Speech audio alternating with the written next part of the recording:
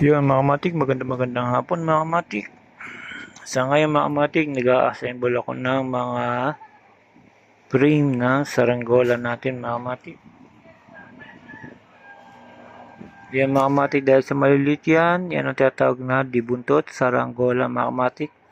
Sa ngayon, puro frame lang yan mga kamatik. Ito pang isa.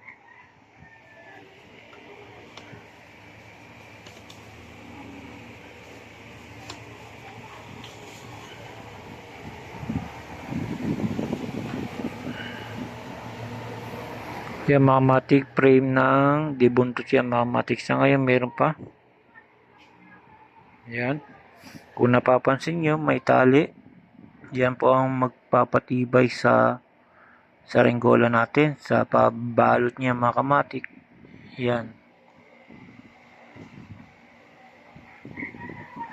Para pagka ilang beses bumaksak, hindi siya masisira agad. Yan. Kaya katibay ang mga gawa ni Duomatic mga kamatik. Yan ang tatawag na frame na dibuntot. Yan, ito pa. Marami-rami pa ito mga kamatik, hanggang dulo pa yan.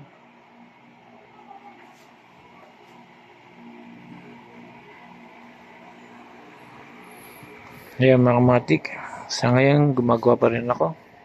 Unahin ko muna yung puro frame. After na maubos natin to mga kamatik, saka tayo magbabalot para dire-diretso ang gawa natin mga kamatik. Meron na akong gawa, yung mga maliliit na yun mga kamatik.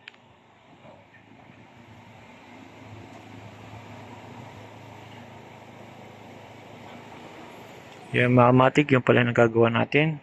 Kasi ito, pagka nabalutan to, marami-rami na.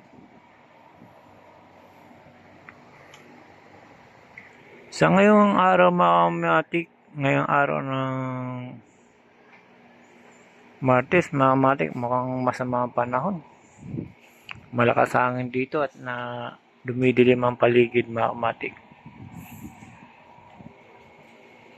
Kaya mga kamatik, nandito lang ako sa loob ng bahay, imbis na magmukmok, tulala, gawa na tayo ng saranggola pang business natin mga kamatik. Mahirap ang nakatunganga. Pagka nakatunganga, mamaya nga. Yan mga kamatik.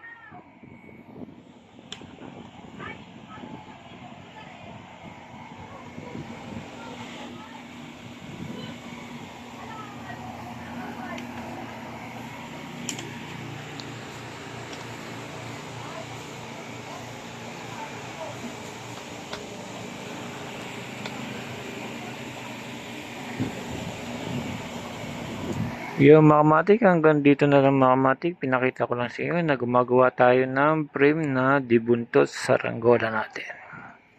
Hanggang dito na lang mga kamatik. Update ko na lang kayo pagka marami na akong gawa. Salamat.